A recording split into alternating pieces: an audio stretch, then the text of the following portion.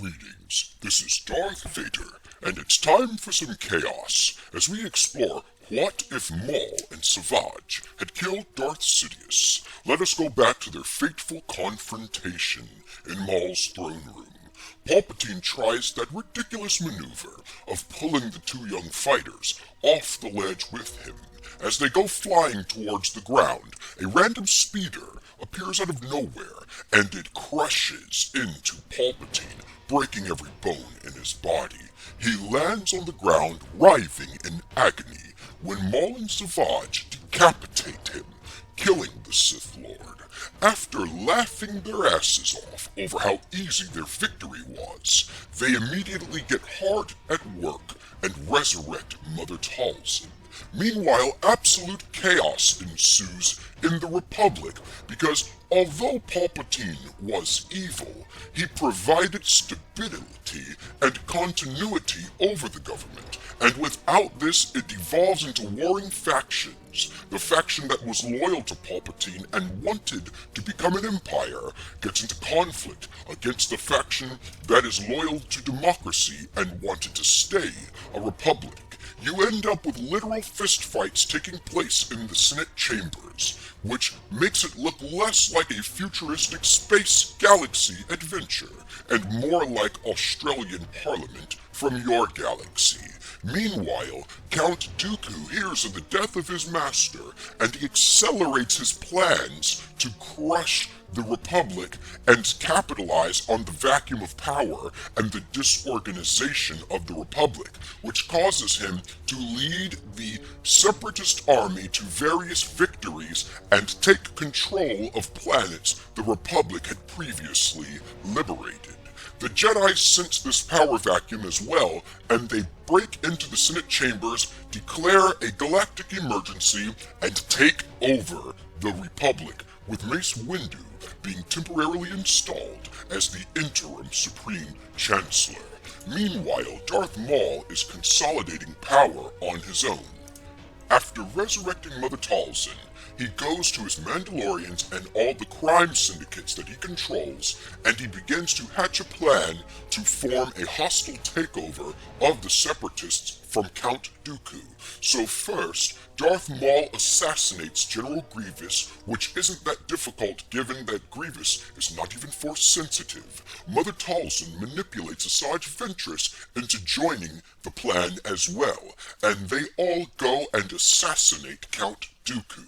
With Mother Talzin using her magic to restrain his Force abilities, Savage and Maul and Asajj are able to easily overpower him, resulting in Darth Maul being installed as the new Chancellor over the Confederacy of Independent Systems. Except they don't call it a Chancellor, they just simply call it the leader, so he's in charge of the Separatist army, and he is way different than Count Dooku.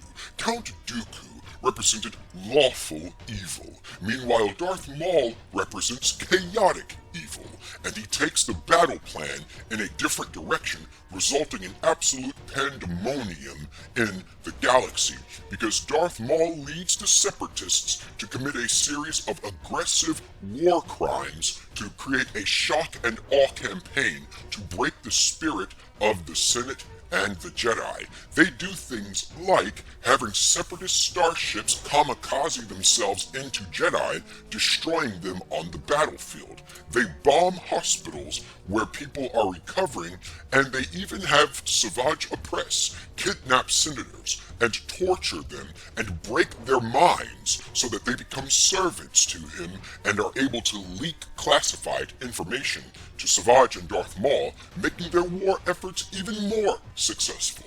But the coup de grace, the most evil thing that they do, is the Black Sun, as well as the Mandalorians, begin to hijack Republic Venator-class starships, plant explosives in them, and then program these starships to hyperdrive right into major city centers and crash into buildings, such as the Senate chamber, as well as the Jedi Temple, killing everybody that was present. The entire Jedi Council that had just taken over the chamber all get eliminated. There are a few survivors, however. Obi-Wan was off-world fighting separatists on a different planet, Ahsoka Tano was also able to survive because she was off-world. Meanwhile, I also survived because I was not at Coruscant at the time.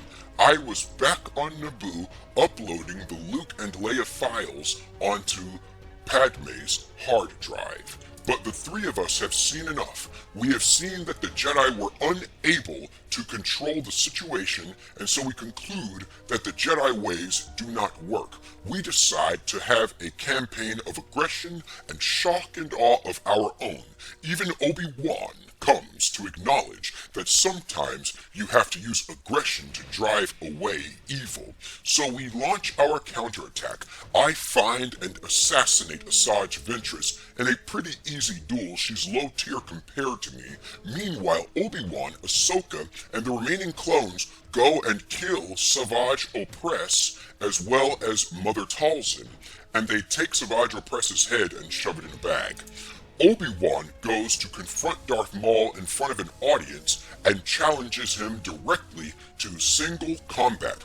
He comes bringing the captured Mother Talzin with him, and he brings up what happened to Duchess Satine and decides to take it out on her, and he cuts off Mother Talzin's head, making Maul furious, and they get into a fierce battle against each other, a fight that is fairly even, a fight that actually looks something like the fight that I had with Obi-Wan on Mustafar in the original timeline. But just as the fight is hitting a fever pitch, I step in, I take Savage Opress's head out of a bag and I roll it at Darth Maul's feet. This horrifies him and off-balances him, allowing Obi-Wan to chop him in half, but vertically this time. All of the crime syndicates, as well as the Confederacy of Independent Systems, see that their leader is dead, and they basically either go into hiding or start devolving into chaos and fighting amongst themselves, making them no longer a relevant threat to the galaxy.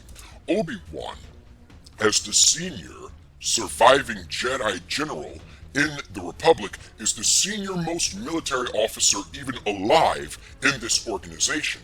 So as a result of his seniority, he is appointed as the newly minted Emperor of the galaxy. And he allows Padme and I to have our own empire over Naboo, where we control the military hub of the empire, while he controls the governmental sector from his planet, and Ahsoka becomes the Empress over the finances and economic portion of the empire. And these three former Jedi, myself, Ahsoka, and Obi-Wan, rule the galaxy as a benevolent dictatorship, as a triumvirate, and Obi-Wan takes what is left of Coruscant and turns it into a prison colony and takes all the scum and villainy of the galaxy and throws them there. And that is what would happen if Maul and Savage had killed Darth Sidious. Let me know what you think in the comments below.